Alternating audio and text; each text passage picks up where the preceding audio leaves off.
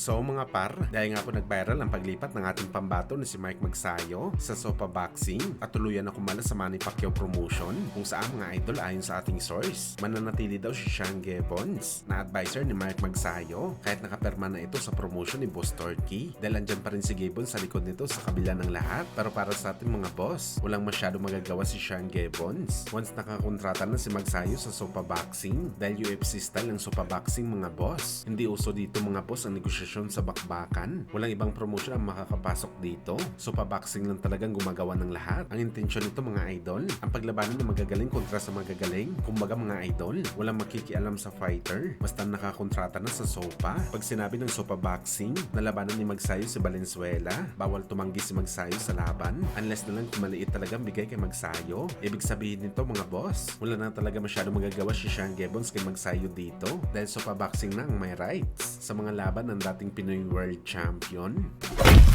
Sa kabilang banda naman mga idol, Japanese Monster na Naoya Inoue, sinagot ang tanong ng mga boxing fans, bakit gusto nito dalawang laban lang siya ngayong taong 2026? Aniya ni Inoue mga boss, sobrang napagod daw siya noong 2025, nakaapat na laban daw kasi ito. Kailangan daw ni Inoue na magpahinga para makabawi naman ang katawan nito. Hindi daw napagod si Inoue sa apat na laban nito dahil madali lang naman daw lumaban sa ibabaw ng boxing ring. Napagod daw siya sa kanyang mga training sa bawat laban. Bugbog daw ang katawan ni Inoue sa mga intense training na walang pahinga sa loob ng isang taon. Parang ganito rin mga boss ang naging rason ni Crawford.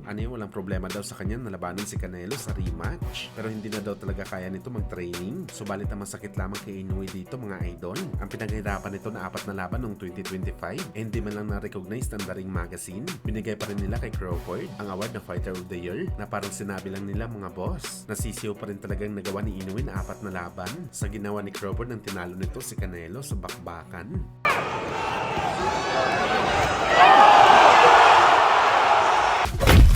Samantala matapos nga po binawi ng judge ang huling warrant of arrest ni Tank Davis dahil sa kaso nito na hit and run at hindi na ulit ito nakulong kung saan mga idol. Matunog naman po na rumor sa social media na posible ipaplansya na daw ang susunod na laban ni Tank Davis sa makalipas na ilang buwan at frontliner na posible makalaban ni Tank Davis. Walang iba kundi si Pitbull Cruz sa rematch. Pero ayon naman sa mga eksperto mga boss, posible lumaban talaga si Tank Davis sa kalaban na talaga magbibigay sa kanya ng malaking halaga na para sa ating mga idol, ito talaga ang magandang choice para kay Tank Davis matapos ang sunod-sunod na kamalasan na nagdaan sa kanyang buhay at hindi na talaga tayo magugulat mga boss na kunin talaga ulit ni Tank Davis ang laban kay Jake Paul o di kaya sa ating pambansang kamao Manny Pacquiao. Ito ang laban mga idol na magdadala ng malaking pera kay Tank Davis, kaya abangan natin to mga boss.